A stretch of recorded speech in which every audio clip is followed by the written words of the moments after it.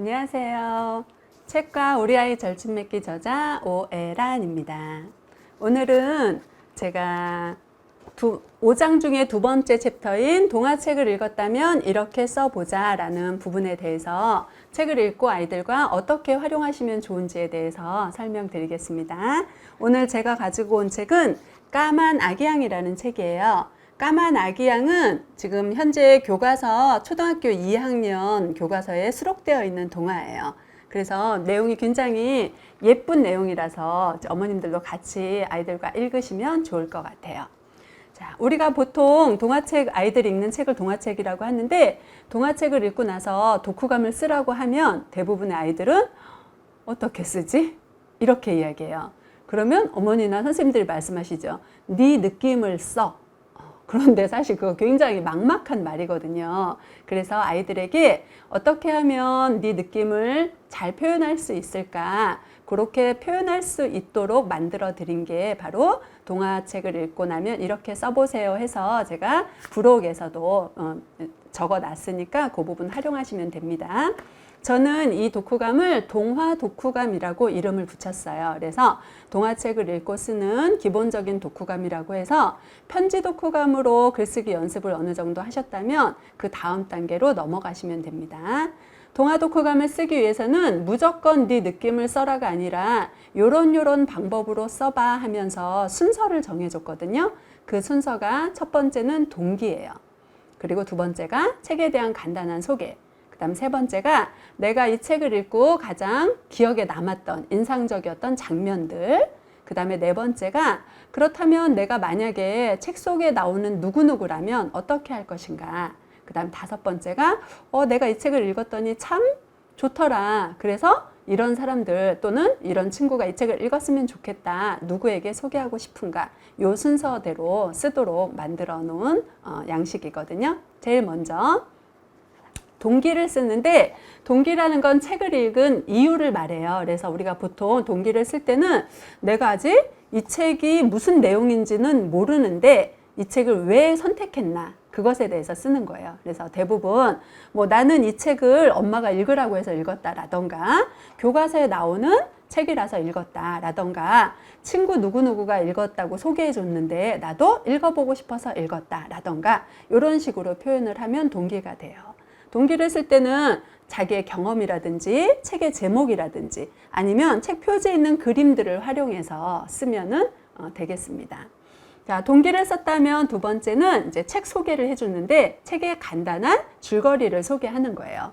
이 책 같은 경우는 알프스산에서 양을 치는 할아버지가 양을 칠 때 양치기 할아버지 따라다니는 폴로라는 개가 있어요. 개와 함께 양을 치면서 평생을 보내시는데 할아버지가 돌보는 양 중에 다 하얀 양인데 까만 양이 한 마리 있어요. 그런데 이 까만 양은 영혼이 자유로워요.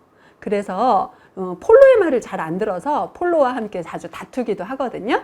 그런데 결국 폴로가 비가 갑자기 억수로 내리는 이런 날 재치를 발휘해서 함께 있는 양들을 저쪽 동굴로 안전하게 피난시켜서 그때부터 까만 아기양이 진가를 드러내서 할아버지가 그렇게 까만 아기양을 예뻐했던 이유를 폴로도 깨닫게 되고 또 할아버지가 까만 아기양의 털실로 이렇게 예쁜 무늬를 넣어서 물건을 만들어서 시장에 내다 팔고 이렇게 해서 행복하게 되는 해피엔딩의 이야기거든요. 그래서 이 책의 내용을 간단하게 소개하는 거예요.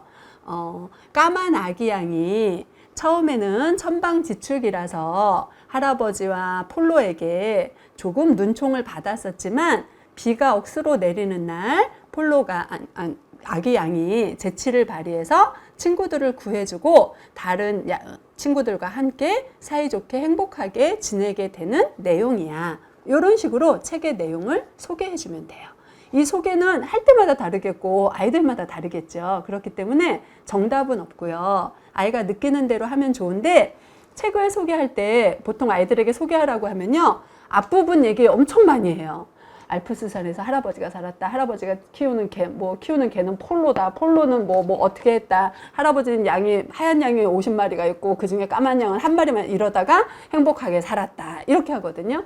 그렇게 하면 안 되고 책을 소개할 때는 처음하고 중간 부분하고 끝에 부분의 이야기가 연결되도록 그것만 이제 어머님이나 선생님들이 지도를 좀 잘 해주시면 좋겠어요. 책을 소개하고 나면 세 번째로 하는 게 가장 인상적인 장면 또는 가장 기억에 남는 장면을 쓰라고 하거든요. 그런데 그 가장 인상적이다, 뭐 기억에 남는다 이런 단어뿐만이 아니라 저는 뭐 내가 칭찬해주고 싶었다 또는 부러웠다 아니면 혼내주고 싶었다 아니면 너무 감동적이었다 이런 자기의 느낌을 표현할 수 있는 단어를 넣어서 장면을 쓰라고 하거든요. 그래서 저는 여기에서 가장 칭찬해주고 싶었던 장면을 쓸 거예요. 자, 가장 칭찬해주고 싶었던 장면을 쓸 때 그냥 까만 아기 양이 양들을 구해낸 게 칭찬해주고 싶다 이렇게 쓰지 않고요. 육하 원칙을 활용해서 씁니다. 자, 육하 원칙은 누가, 언제, 어디서, 무엇을, 어떻게, 왜 이거죠. 그래서 그것에 맞춰서 장면을 이야기하도록 해줘요. 그래서 자, 가장 칭찬해주고 싶은 장면은 자, 누가, 까만 아기 양이, 언제, 비바람이 몰아칠 때, 어디에서, 알프스 산에서, 왜가 먼저 들어가야지만 문장이 자연스럽게 이어지거든요. 그래서 왜 하얀 양 친구들을 구하려고 무엇을 피신을 어디로 어떻게 동굴로 시킨 장면이다. 이렇게 인상적인 장면, 칭찬해주고 싶은 장면을 육하원칙으로 써주는 거예요. 그러고 나서 그 뒤에다가 왜 그것을 칭찬해주고 싶은지 말하는 친구의 감정을 쓰는 거죠. 이유를. 왜냐하면 너무 위험한 상황인데 자기도 어찌해야 할지 모를 수도 있는데 침착하게 행동한 것이 너무 기특하기 때문이다. 저는 그게 너무 기특했기 때문에 칭찬해주고 싶었어요. 이렇게 썼다면 이제 다음 단락으로 넘어가서 네 번째, 내가 만약 누구누구라면 어떻게 했을 것인가 쓰는 거거든요. 네, 저는 위에서 썼던 가장 땡땡 장면하고 꼭 같지 않아도 돼요. 책에 있는 어떤 장면이라도 써도 되는데 저는 만약에 내가 만약 폴로라면 까만 아기 양을 괴롭히지 않았을 것이다. 왜냐하면 비록 색깔이 다르고 가끔 말을 안 듣기는 하지만 그렇다고 해서 까만 아기 양만 괴롭히는 것은 양치기 개로서 할 일이 아니기 때문이다. 이런 식으로 자기의 이유를 써주면 돼요. 이렇게 하면 네 번째 단락이 끝난 거고요. 이제 마지막으로 그렇다면 까만 아기 양이라는 이 책을 누가 읽으면 좋을까 소개하는 거예요. 그래서 나는 이 책을 나와 다르다고 친구를 따돌리거나 괴롭히는 사람들이 읽었으면 좋겠다. 왜냐하면 여기에서 까만 아기 양도 보통 아기 양과 달랐지만 그가 할 수 있는 일이 있었기 때문에 나와 조금 다른 친구의 좋은 점을 이 책을 읽고 찾아보라고 하고 싶기 때문이다. 이렇게 해서 마무리 지으면 한 편의 독후감이 완성이 되는 거거든요. 자, 책을 읽은 다음에 어떻게 쓸까? 뭘 써야 되지? 이러는 친구들에게 제가 지금 제시해 드린 것처럼 자, 동기 먼저 쓰고 간단하게 책 소개하고 네가 이 책에서 인상적이었던 장면이 뭐였는지 생각해 보고 만약에 네가 누가 된다면 어떻게 할까?